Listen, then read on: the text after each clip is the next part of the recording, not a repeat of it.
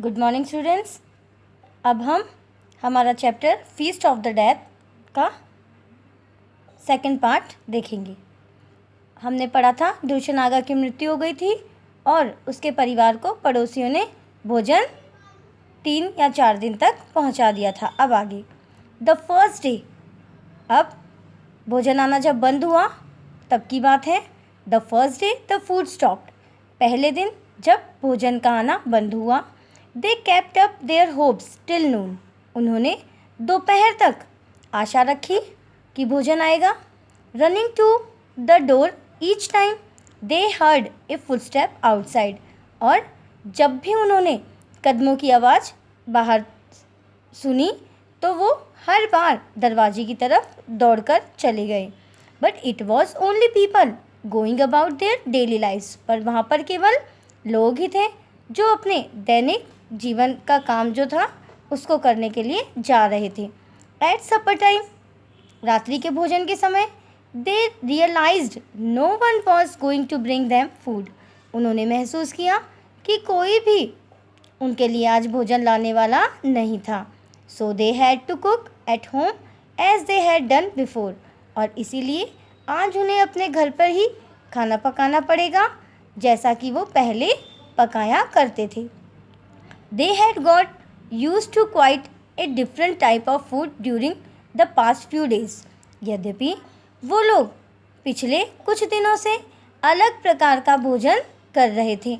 And found it difficult to adjust to merge dish Gulnaz cooked with hardly a trace of butter. और अब उन्हें बहुत मुश्किल हो रही थी समायोजन करने में जब गुलनाज के द्वारा कम बटर का जो भोजन बनाया जा रहा था उसको खाने में। दे हैड नो चॉइस, उनके पास अन्य कोई विकल्प तो था ही नहीं, but to get use to it again, पर वो तो अब इसके आदि जो थे खाने के, दोबारा अब उसे ही इनको खाना पड़ रहा था। It was not long before they ran out of butter, floor, potatoes and grains, और अब ज़्यादा लंबे समय नहीं हुआ था कि उनके घर का जो बटर है, फ्लोर है, पोटैटोज़ और ग्रेन्स जो हैं वो चल सके, मतलब इतना ज़्यादा उनके पास नहीं था कि वो चल सके। For the next few days they ate whatever they found in the house, और जब वो समाप्त हो गया तो अगले कुछ दिन तक उनके घर में जो खाना रखा हुआ था, जो उन्हें मिला, वही उन्होंने खाया, जिसमें 2 ऑनियंस, 2 प्याज थे, 1 क्लोव ऑफ गार्लिक, 1 गुच्छा गार्लिक का था, ए हैंडफुल ऑफ ड्राई बीन, और 1 मुट्ठी भर फलियाँ थी सूखी हुई। Found in A corner of the cupboard, जो कि अलमारी के एक कोने में रखी हुई थी। Finally they came a day, और आखिरकार एक दिन ऐसा भी आया, व्हेन ऑल द पॉट्स, जब सारे बर्तन, बास्केट, टोकरियाँ, बोतल एंड बॉक्सेस और डिब्बे इन द हाउस, जो कि उस घर में थे, वर एम्प्टी, वो खाली हो गए। दैट डे, उस दिन, फॉर द फर्स्ट टाइम, उन्हें पहली बार लगा, they went to bed on empty stomach, और उस दिन पहली बार उन्हें खाली पेट बिस्तर पर जाकर सोना पड़ा। The next day was the same, अगला दिन भी इसी दिन की तरह ही गया, मीन्स उन्हें खाना नहीं मिला। बाय द नेक्स्ट आफ्टरनून, अगले दोपहर तक, the little one had started crying with hunger, छोटा वाला जो बेटा था गुलनाज का, वो भूख की वजह से रोने लगा। Gulnaz kept hoping someone would send for her to wash clothes, Gulnaz इस आशा में थी कि कोई उसे कपड़े धोने के लिए ज़रूर बुलाएगा। But the people of the street, परंतु उस गली के जो लोग थे, उन्होंने सोचा कि it would be inconsiderate to call her for work, कि इस समय उसे काम पर बुलाना उचित नहीं होगा। The day after no one in the household thought of getting up, क्योंकि वो दिन अगले दिन जो था, उस घर के कोई भी व्यक्ति ने खड़े होने के बारे में नहीं सोचा, उठने के बारे में नहीं सोचा, बिकॉज वो लोग क्या थे, बहुत भूखे थे, और भूख की वजह से उनमें इतनी हिम्मत नहीं थी। They all had vision of food, उन सभी को भोजन का ही सपना आ रहा था। The younger boy saw soft and fluffy bread. छोटे वाले बेटे को सपना आ रहा था नरम और फूली हुई ब्रेड का। The older boy saw sweet instead. और बड़ा वाला जो था वो तो इसके साथ साथ स्वीट्स के भी सपने ले रहा था, मिठाइयों के भी सपने ले रहा था। If only he had them once more. और वो सोच रहे थे कि अगर एक बार फिर से वही भोजन उनके पास दोबारा आ जाए, he would eat them one by one. तो इस बार वो एक एक करके उस खाने को खाएंगे, सेवरिंग ईच माउथफुल, और मुंह का जो टेस्ट है उसे बनाए रखते हुए। What a fool he had been to have eaten all the share at once। कितने बेवकूफ़ थे वो लोग कि अपना सारा भोजन जो था एक ही बार में उन्होंने ख़त्म कर लिया। गुलनास ले इन बेड हर बेड। गुलनास अपने बिस्तर पर लेटी हुई थी, listening to the murmurs of her children. और अब अपने बच्चों की जो आवाज़ थी उसे वो सुन रही थी। Tears flowing silently down her cheeks. और उसके गाल से आंसू बह रहे थे। Life went on in the street outside as before. और जीवन जो था बाहर की तरफ उस गली में वो पहले की तरह ही चल रहा था। ए डोर क्लोज, एक दरवाज़ा बंद हुआ। She knew it was the boy. वो जानती थी कि ये वही लड़का है पड़ोस का जो गोइंग टू स्कूल जा रहा है। Footstep sounded outside. अब फिर से कदमों की आवाज़ बाहर सुनाई दी। This time it was Tahseen Effendi the barber.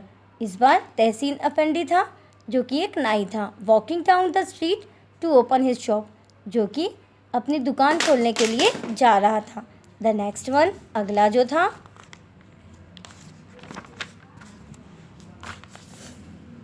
Was the clerk. वो एक क्लर्क था इन द इलेक्ट्रिक कंपनी, जो बिजली विभाग में काम करता था। Then the shoe maker, and उसके बाद जूते वाला आया। And then the bread man, और उसके बाद आया ब्रेड वाला। Who comes to the white house every day at the same time, जो इसी समय रोज वाइट हाउस से आता था। The big baskets tied to both sides. और एक बड़ी सी टोकरी जो थी वो दोनों तरफ बंधी हुई रहती थी। ऑफ हिज हॉर्स, उस पर फुल ऑफ ब्रेड, उसके घोड़े के दोनों तरफ, और वो पूरी तरह से ब्रेड से भरी हुई होती थी। The creaking of the baskets could be heard from far away. और जो टोकरियाँ थीं उसके बजने की आवाज़ जो थी, एक दूसरे से टच करके बजने की जो आवाज़ थी वो दूर से ही सुनाई दे सकती थी। It was the older boy. अब ये बड़ा वाला बेटा था। हु फर्स्ट हर्ड इट, जिसने पहली बार इस आवाज़ को सुना। And look towards his younger brother, और अपने छोटे भाई की तरफ देखा। Gulnaz got up in the cold room. उस नीरस से कमरे में गुलनास खड़ी हुई। And put a wrap round her to go out. और अब उसने क्या किया, अब वो खड़ी होकर बाहर की तरफ जाने लगी। She had decided to ask. अब उसने निर्णय किया कि वो कहेगी for 2 loaves of bread on credit, कि उसे उधार में 2 ब्रेड के टुकड़े दिए जाए। शी कुड पे when she got money from laundering. और वो कहेगी कि जब वो कपड़े धो के पैसे कमाएगी तब वो इसकी कीमत चुका देगी। शी ओपन द डोर, उसने दरवाज़ा खोला। Saw the basket full of the brim white fresh spongy white bread. और उसने देखा कि टोकरियाँ जो थी पूरी तरह से ताज़ा और सफ़ेद ब्रेड से भरी हुई थी। A beautiful smell went up her nose. और उसकी बहुत ही स्वादिष्ट गंध जो थी, खुशबू जो थी, उसके नाक तक पहुंची। And just as she was about to say something to the bread man. और जैसे ही वो उस ब्रेड वाले को कुछ कहने ही जा रही थी कि ही शाउटेड, वो ब्रेड वाला चिल्लाया, गिडियप, अरे गिडियप, टू द हॉर्स को उसने डांट लगाई। And Gulnaz lost her courage, all her courage.